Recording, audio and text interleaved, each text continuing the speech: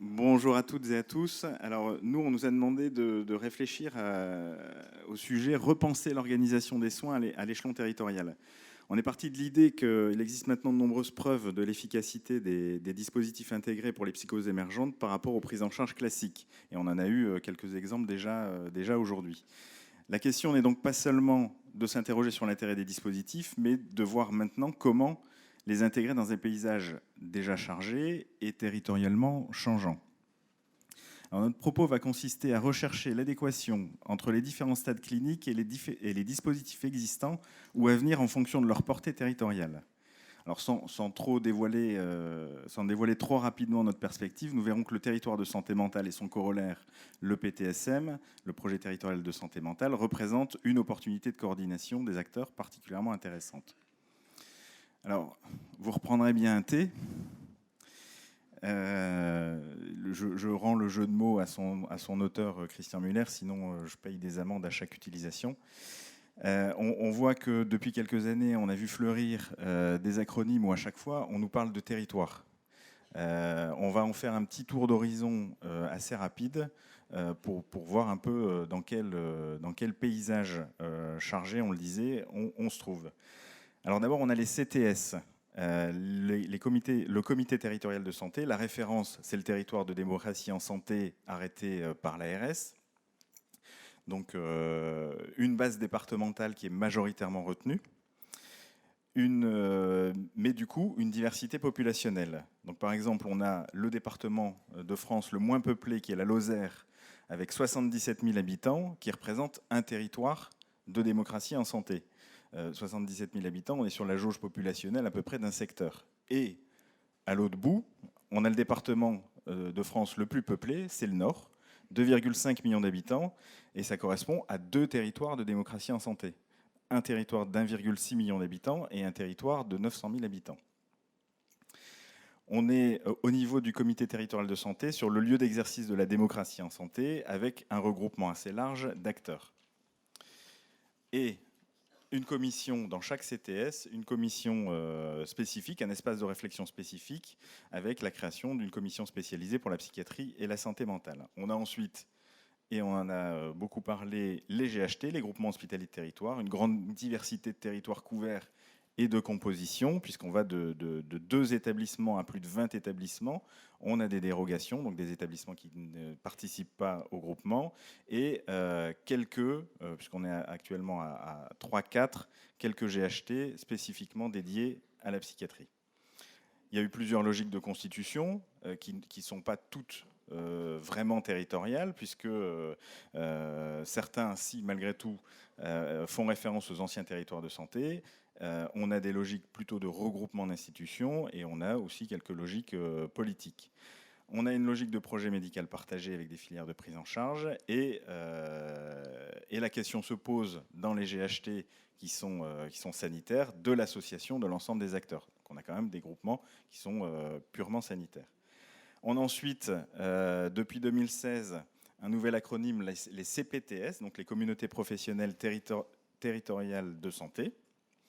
On est sur des regroupements de professionnels de santé de ville, sur une structure juridique libre, ça peut être des centres de santé, des maisons de santé pluriprofessionnelles, des associations. On a une approche populationnelle qui est différente des équipes de soins primaires, où là on a une approche par patientèle, avec une jauge populationnelle de 20 000 à 100 000 habitants. Donc on est sur un territoire beaucoup plus restreint. Là encore, on peut se poser la question de savoir si les CPTS ne font pas référence en termes de jauge populationnelle au secteur de psychiatrie. Les CPTS recherchent la complémentarité entre les équipes de soins primaires et les plateformes territoriales d'appui. Les plateformes territoriales d'appui, qui apparemment sont en train de déjà changer de nom alors qu'elles ne sont pas encore tout à fait mises en place. Elles sont dédiées à l'orientation des situations complexes. On a une notion de guichet unique à disposition des médecins traitants, une articulation avec les équipes de soins primaires et les CPTS, une participation possible des hôpitaux de proximité qui sont en train de se constituer, en tout cas dans la structure juridique est en train de se constituer, et une jauge populationnelle, en tout cas ici dans les Hauts-de-France, qui est fixée plutôt à 300 000 habitants. Vous voyez, un territoire qui est différent des autres. Sur ces plateformes territoriales d'appui, on voit surtout se positionner des dispositifs du type Maya. Alors ensuite, on a les PTSM, projets territoriaux de santé mentale, une obligation réglementaire depuis juillet 2017, avec une obligation de les élaborer pour juillet 2020. C'est un territoire indépendant, en tout cas à distinguer de celui des GHT et des territoires de démocratie en santé. Quand on dit indépendant, c'est-à-dire que le décret sur les PTSM prévoit que les territoires sont constitués à l'initiative des acteurs. Ils sont bien entendu approuvés par l'ARS, mais ils restent à l'initiative des acteurs de terrain. Le PTSM doit d'abord réfléchir à la définition du niveau territorial suffisant. Est-ce que c'est le département ? Il y a une situation particulière de par la densité populationnelle pour les grandes métropoles urbaines, et le PTSM d'emblée associe les acteurs sociaux et médico-sociaux dans une recherche d'articulation avec les autres dispositifs. Et enfin, dans le dernier acronyme, on a les CPT, les communautés psychiatriques de territoire. Donc la communauté psychiatrique de territoire fédère les acteurs de la psychiatrie et de la santé mentale qui la composent pour offrir aux patients des parcours de prévention, de soins, de réadaptation et de réinsertion sociale coordonnée et sans rupture. Donc là, la question qui se pose sur ce niveau territorial-là, qui n'est pas précisé, c'est la question du nombre de partenaires à associer et du niveau décisionnel, avec malgré tout un petit défaut originel pour les CPT, c'est a priori l'exclusion d'emblée des partenaires sociaux et médico-sociaux comme membres fondateurs. Donc on reste sur un dispositif sanitaire. J'aurais pu en ajouter un, issu de la dernière loi de santé, donc Ma Santé 2022, puisque dans Ma Santé 2022, on a maintenant des projets territoriaux de santé dont on n'a pas encore les contours, ni territoriaux, ni populationnels. Ce qu'on voit bien avec ces acronymes, c'est qu'on a un problème de lisibilité pour le grand public, mais aussi et surtout pour les opérateurs. C'est en gros, dis-moi à quel territoire tu appartiens et je te dirai de quel dispositif tu relèves. Alors là, on va peut-être passer assez vite. On a essayé de faire une synthèse en 3 échelons territoriaux de tout ce qui peut exister aujourd'hui. Donc on a un échelon plutôt régional, un peu macro, avec un projet régional de santé, et on descend progressivement jusqu'à un niveau secteur de psychiatrie ou pôle, ou regroupement de secteurs. Alors, concernant les psychoses émergentes qui nous occupent aujourd'hui, des recommandations existent. En France, elles sont assez anciennes, celle de 2003 évidemment. Pour l'international, elles sont plus récentes. La plus solide, la plus spécifique, semble être la recommandation australienne de 2016. Il en existe cependant bien d'autres. Et quand nous avons réfléchi sur l'adaptation des recommandations sur notre système de santé, quatre difficultés sont apparues. D'abord, des domaines d'intervention qui sont diffus. Les domaines d'intervention réclamés sont en effet assez diffus entre une nécessité de prévention, une nécessité de soins et une nécessité d'accompagnement entre les classiques prévention primaire, secondaire et tertiaire. Pour la prévention primaire, l'objectif est de prendre en compte ici les états mentaux à risque. Les acteurs sont multiples et ne sont pas coordonnés pour répondre à cette pathologie ou ici à ce risque de pathologie. Pour les soins et la prévention secondaire, les recommandations supposent la mobilisation de moyens finalement assez peu spécifiques quand on regarde, dans le cadre des moyens assez peu spécifiques dans le cadre psychiatrique, une référence infirmière, un suivi à domicile, psychothérapie, éducation thérapeutique, remédiation cognitive, etc., mais qui sont répartis de manière inégale dans le paysage. Tous les secteurs ne sont pas dotés, par exemple, d'une unité d'hospitalisation dédiée ou de moyens de remédiation cognitive. De la même manière, en prévention tertiaire, l'aménagement professionnel, scolaire et plus largement social fait intervenir tout le champ social. D'où cette idée de niveau d'intervention diffus. L'incidence faible, je pense il s'agit d'un élément également important. On est à 1 ou 2 nouveaux cas pour 10 000 habitants pour la psychose, à comparer par exemple aux 150 à 200 nouveaux cas en file active de psychiatrie pour 10 000 habitants tous les ans. Un bon point, et je pense qu'on a tout intérêt à insister là-dessus, c'est que si l'incidence est faible, les états mentaux à risque ne sont pas qu'à risque de psychose. Et donc, un effet bienvenu d'une politique de prévention structurée, ça sera de faire de la détection précoce, mais aussi d'autres affections. C'est d'ailleurs le glissement auquel on assiste actuellement, par exemple, sur les troubles bipolaires, qu'on va recruter à ce moment-là aussi. Troisième difficulté, des acteurs variés. Bon là, j'ai fait des têtes de chapitre. Vous remplissez comme vous le sentez. Dernière difficulté, et pas la moindre, c'est qu'il faut aller vite. L'enjeu ici est de réduire la durée de psychose non traitée, la fameuse DUP, et donc singulièrement de réduire les délais dans un système où ces délais sont en train de s'allonger. Et ça fait déjà quelques années. Donc, par rapport à cette histoire de délai, il ne s'agit pas seulement de réduire les délais de diagnostic, mais aussi ceux des interventions. Le trop fameux je vous fais un diagnostic très précis, comme il faut, grâce à mon centre expert, mon centre de référence, ou encore ma consultation spécialisée, mais de toute façon, je ne vous soignerai pas, et celui qui vous soignera a une liste d'attente de 2 ans. C'est un cas qu'on connaît, vous reconnaîtrez. Alors si on reprend une réflexion territoriale, on fait l'hypothèse qu'après les réseaux de santé au début des années 2000, le PTSM tel qu'il est pensé aujourd'hui, articulé notamment avec les GHT, peut être un bon outil pour organiser la prise en charge des psychoses émergentes. Si les fondamentaux du travail en réseau irriguent l'ambition des PTSM, la différence notable avec les réseaux de santé réside principalement dans une approche plus globale des PTSM. En effet, les réseaux de santé étaient plutôt spécialisés. On avait des réseaux de santé spécialisés en périnatalité, pour les personnes âgées, pour la prise en charge des AVC. Et on trouvait, pour un certain nombre d'entre eux, leurs limites quand on s'est posé la question de coordonner les réseaux entre eux.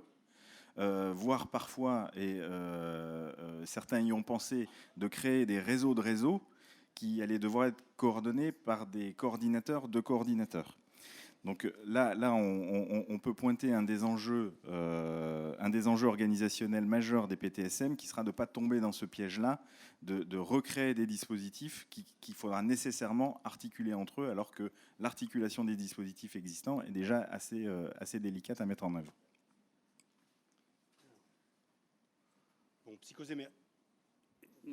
psychose émergente, il apparaît que la description des troubles en stade, à notre avis, permet une ébauche de graduation des interventions, depuis des interventions de prévention primaire, universelles, ici toutes théoriques, et surtout, pour le cas qui nous occupe, des interventions de prévention sélective et de prévention ciblée, des interventions de prévention secondaire, de soins, et enfin des interventions de prévention tertiaire et d'accompagnement. Alors, on a tenté si ça fonctionne, oui, on a tenté une modélisation très très générale avec en haut les niveaux d'intervention, les stades sur la deuxième ligne, les acteurs et voilà une modélisation très très schématique qui montre bien cependant les constats actuels de rupture dans les parcours. Mais là, j'ai parlé à votre place.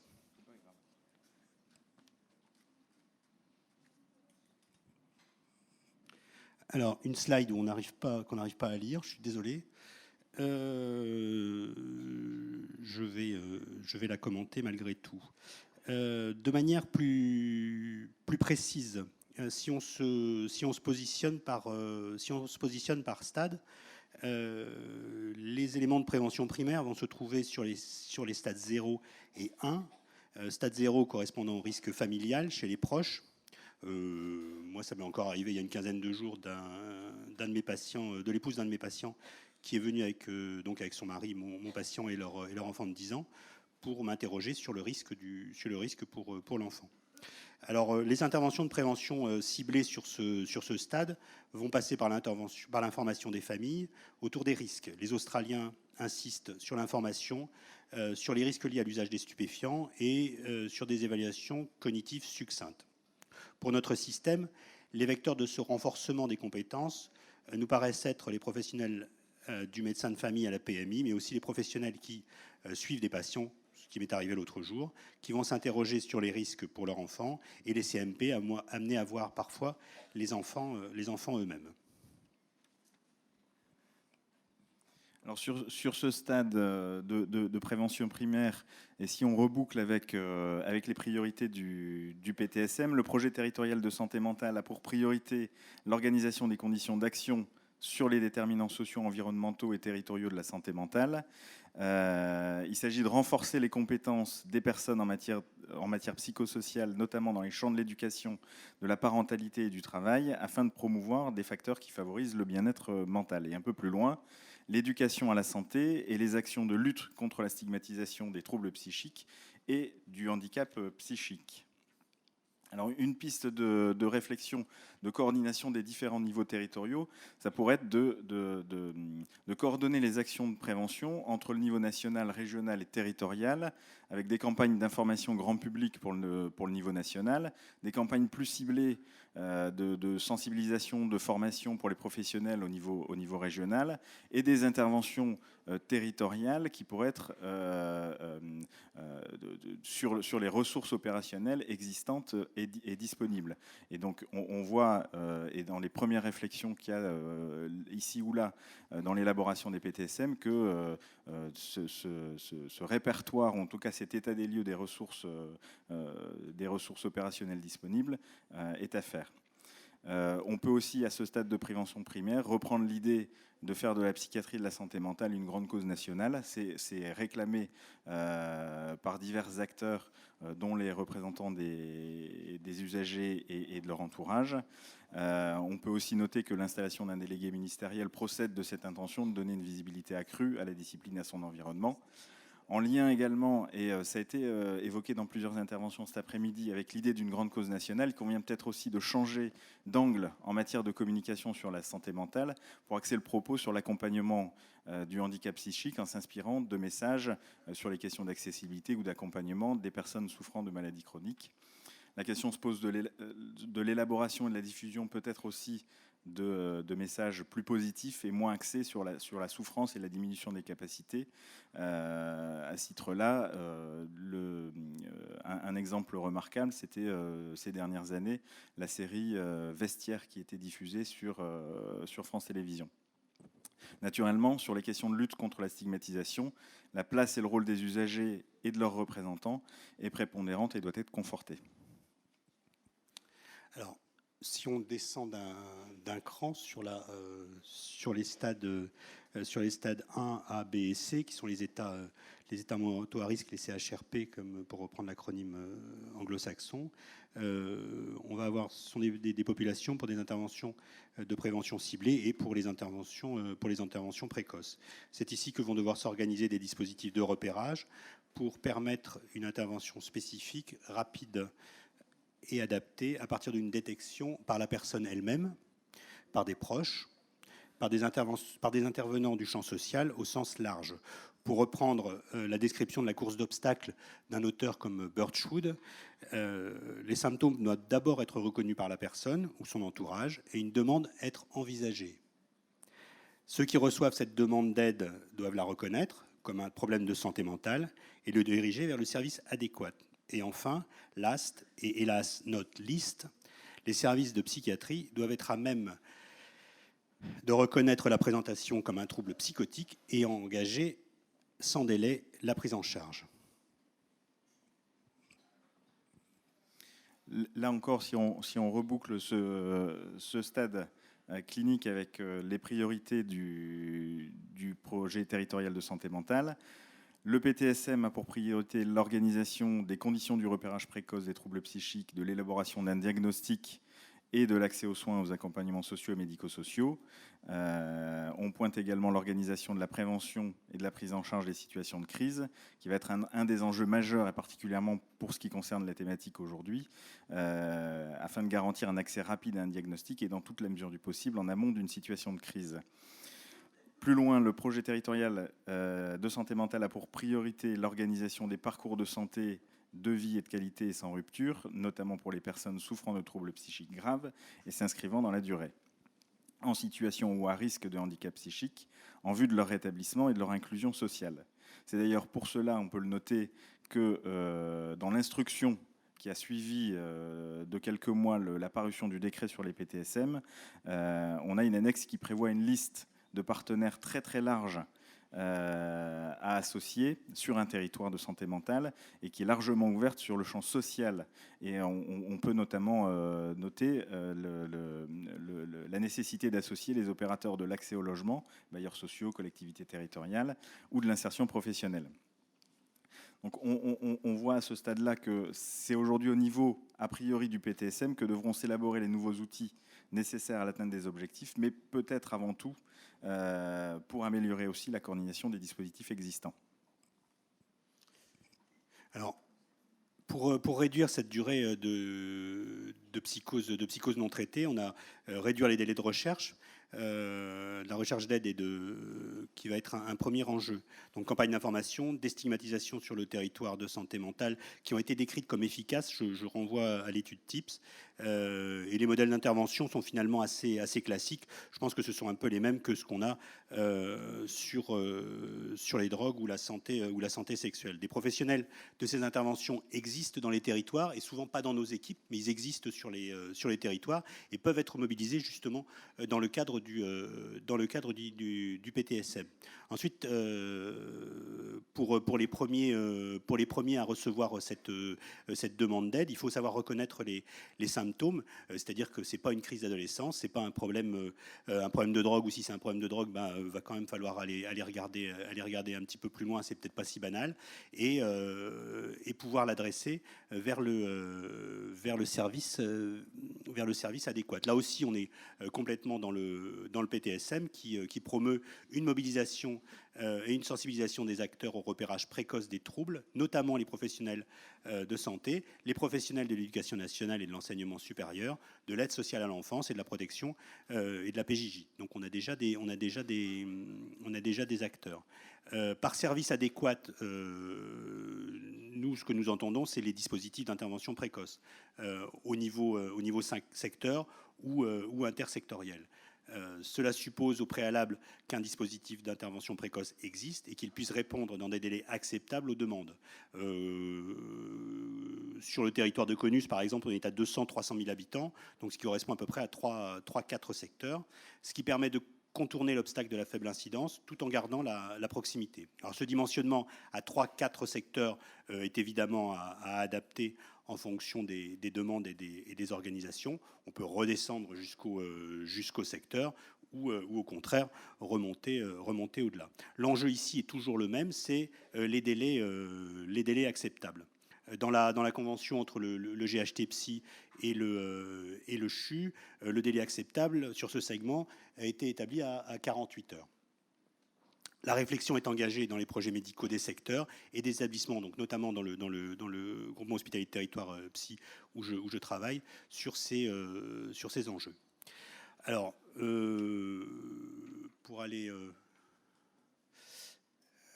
un petit peu plus... alors, il faut évidemment que ce dispositif soit largement connu sur le territoire. Ici encore, il s'agit d'un objectif à travailler, à mon avis, à partir de nos établissements ou dans le cadre plus général du PTSM, mais pas seulement dans les services, dans les organisations sectorielles de psychiatrie. Les supports sont à inventer ou reprendre ce qui existe déjà, campagne d'information, etc. Aux partenaires déjà identifiés plus haut à ce stade, il conviendra d'ajouter des acteurs de la dictologie, on en a parlé tout à l'heure, les services d'urgence, pour l'île par exemple, les services comme ILOPSI également. Enfin, pour réduire la durée de psychose non traitée, il s'agit de reconnaître les troubles et de les prendre en charge sans délai. Ici, c'est au niveau des soins psychiatriques.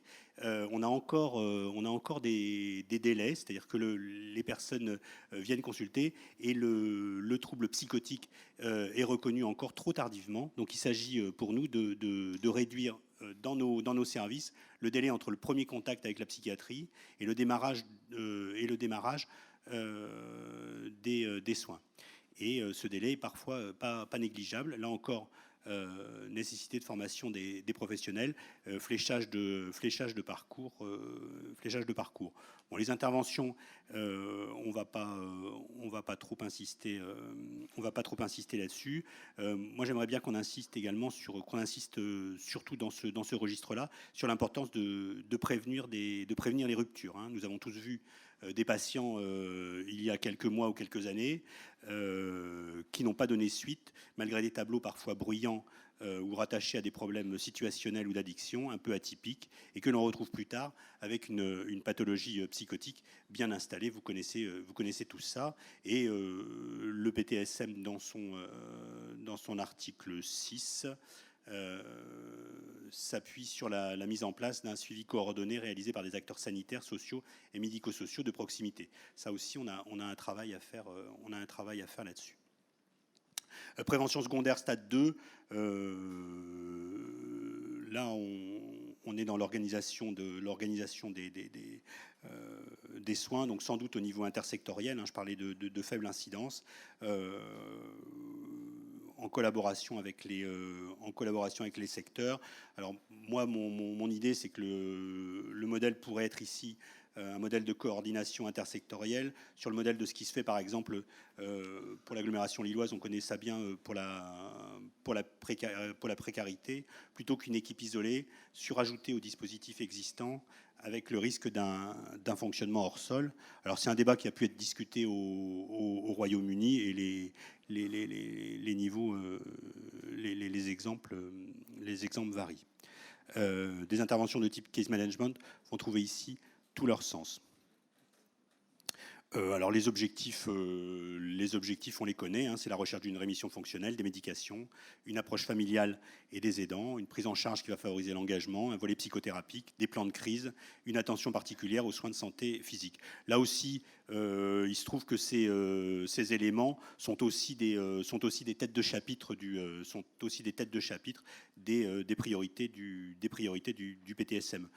Pour prendre la rémission fonctionnelle, je cite l'organisation du parcours de santé et de vie de qualité et sans rupture qui intègre l'accès aux soins de réhabilitation et prévoit le développement des services axés sur l'insertion et le maintien en milieu ordinaire, accès au logement, à l'emploi, à la scolarisation et à la vie sociale. Alors, stade 3 et 4, donc prévention secondaire et tertiaire. Ici, la prise en charge peut être pensée à deux niveaux. D'une part, un volet de soins.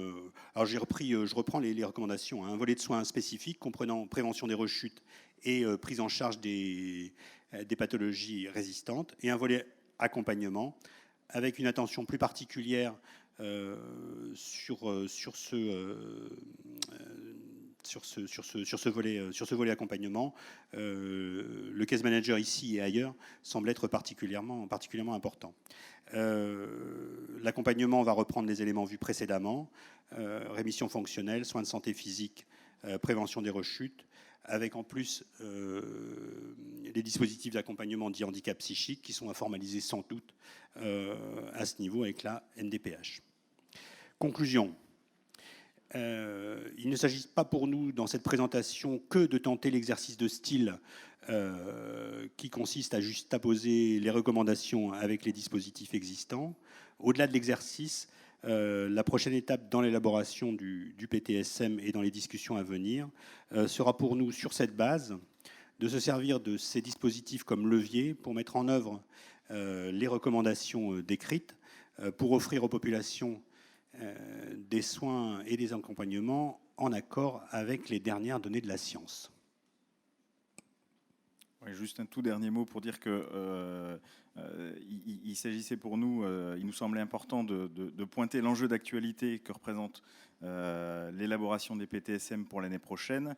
Les PTSM, parce qu'ils sont sur des territoires choisis par les acteurs et animés par les acteurs, en tout cas dans l'élaboration, représente, à mon avis, une opportunité assez inédite de pouvoir coordonner tous les acteurs de santé mentale à un échelon territorial pertinent.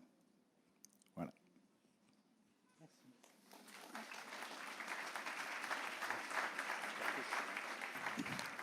Un grand merci, messieurs.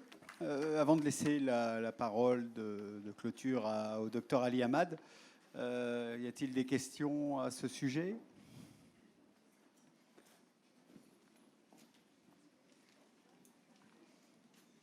Professeur Thomas. Oui, merci pour votre intervention, merci Jean, et merci d'avoir resitué, parce que c'est vrai qu'on n'en a pas beaucoup parlé ce matin, le projet qui nous rassemble hein, sur ce délai de 48 heures pour essayer ensemble sur... alors, on a beaucoup parlé de territoire, mais un territoire qui correspond au recrutement du GHT, c'est-à-dire la partie nord du département du Nord, une partie du Pas-de-Calais, et puis le CHU, bien sûr, pour arriver à unir nos compétences à d'autres compétences qui sont hors les établissements de santé, mais qui sont, et ça a été cité, à l'éducation nationale, à l'université, dans l'action sociale, à la PJJ, auprès des médecins généralistes. En fait, tous ceux qui sont au contact des jeunes chez qui va émerger une pathologie, de quelle que soit sa forme, par le biais d'une addiction, etc. Et donc, c'est en travaillant ensemble qu'on va pouvoir diminuer ce délai d'accès aux soins. Et ce n'est pas simplement une volonté unilatérale, mais c'est vraiment comment on peut travailler ensemble.